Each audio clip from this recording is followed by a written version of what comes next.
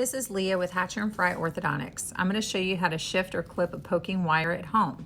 If this is to occur, you can use something like a pencil eraser to push on it and shift the wire back to the right spot.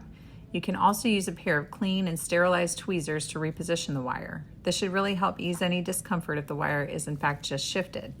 If the wire is sticking too far back and is really uncomfortable, you can use disinfected nail clippers and be really careful not to clip the bracket. Put a piece of cotton between the cheek and the wire so the little piece of wire doesn't get lost in the mouth, and clip as close to the bracket as you can without clipping the bracket. If that does happen, you'll need to come into the office to have it repaired. If you're unable to clip your wire at home, a temporary fix is to use wax and wrap it around the area really well until your next orthodontic appointment. Please call or text our office at 757-488-6080 to let us know you've clipped your wire or if you need further assistance.